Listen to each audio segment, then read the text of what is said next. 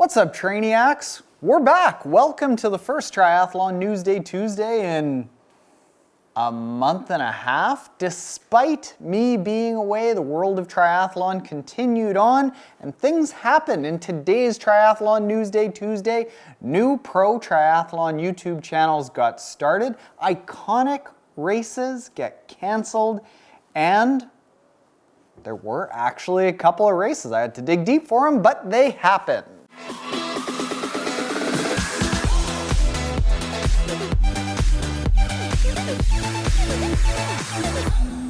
What's up, Trainiacs? Welcome to this week's Triathlon Newsday Tuesday, where every single Tuesday, as long as I'm not training and it's not the holidays, and there is something to talk about. We talk about what's been going on in the triathlon world. Make sure you stick around to the end, where we share everyone's favorite part of Triathlon Newsday. That is a story from the Trainiac community. We have a couple of fun announcements beyond just our usual Newsday stuff, and as always, full links to everything we talk about will be in the description below. I'm excited, let's get into it. We got a self-promoting shirt.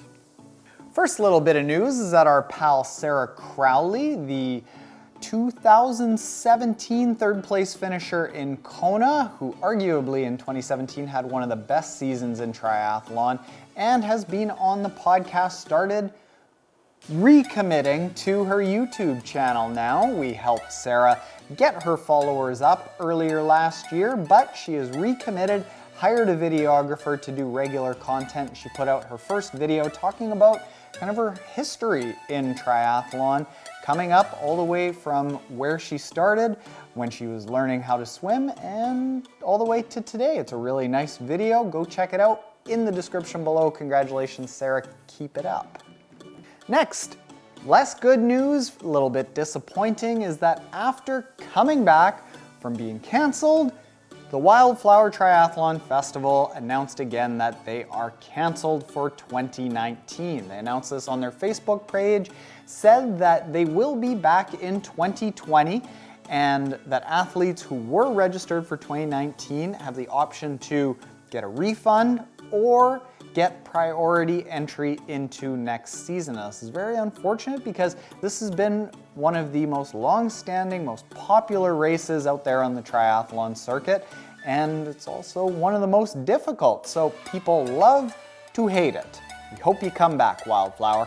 In racing news, the ITU short course athletes are getting underway, and they did so with the Discovery World Triathlon in Cape Town. It was a sprint distance race that was won on the women's side by Ai Ueda, and the men's side was won by Alex Lee. Now, quite often, these early season sprint distance races, before we get onto the World Triathlon Series events, they don't always generate the most top-notch caliber athletes out there, but I and Alex ended up beating some really good competition out there. Rachel Clammer was in the women's side and Henry Schumann was on the men's side. So good on you to I and Alex.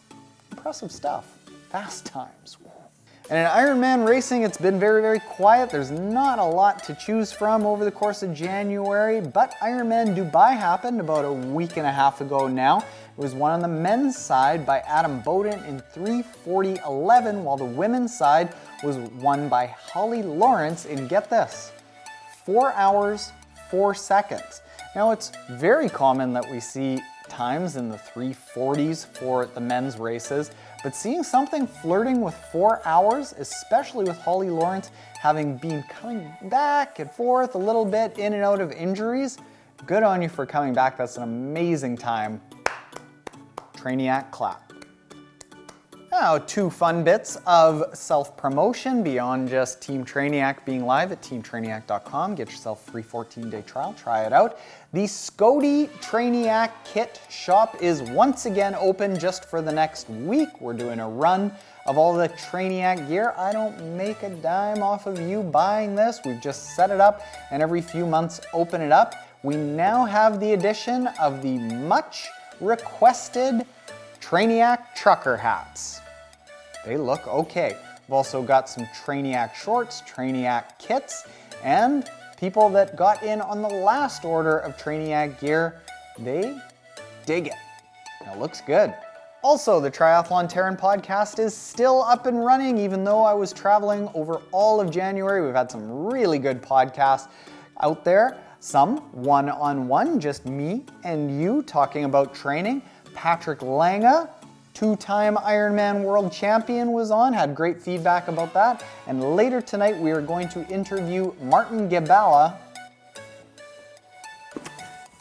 professor and author of the 1 Minute Workout, which has studied the effectiveness of high-intensity interval training. A shorter workout is just 10 minutes a few times a week, being as effective as 50 minutes 3 times a week. So we're going to talk to him about that because it's a lot of what we have included in the training with Team Trainiac. Now, on to everyone's fart.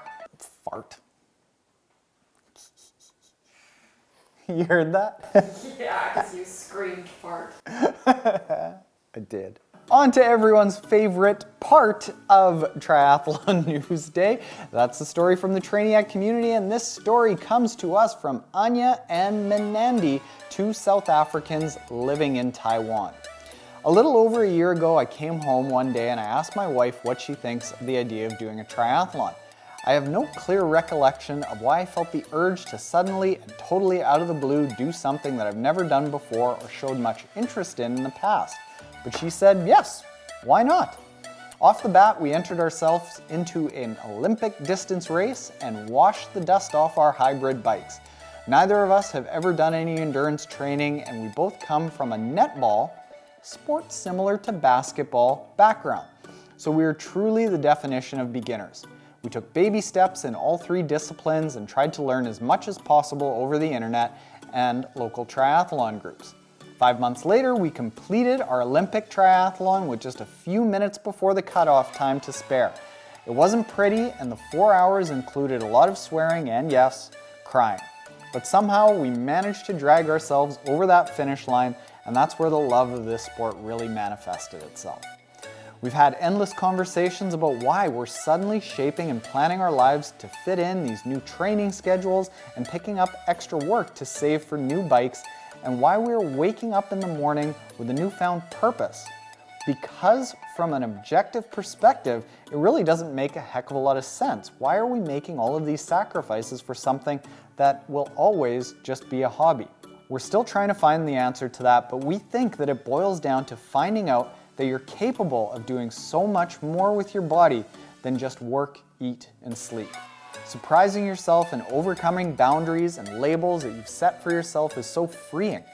Getting through tough training sessions and completing races that you once thought were crazy and impossible gives you a sense of pride and self-worth that is hard to explain. We're just at the beginning of our lives as triathletes, but we are already so grateful for what the sport has taught us. And we are so overwhelmed by the huge sense of community among triathletes. In a world of hate and animosity, it's refreshing to be a part of something that drives and inspires you to be your best self. Onwards and upwards, dedicated Trainiacs, Anya and Menandi.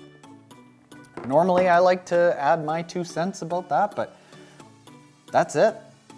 Good on you. Congratulations to all Trainiacs out there that have gone through their first season of triathlon, and if you are just about to enter your first season of triathlon, thank you for joining us here and good luck to you. Hopefully we can help. That's it for Triathlon News Day Tuesday. If you aren't already subscribed, hit the subscribe button below, and if you are subscribed, send in those emails to Taren@triathlontaren.com to get your story shared here on Newsday. Later, Trainiacs.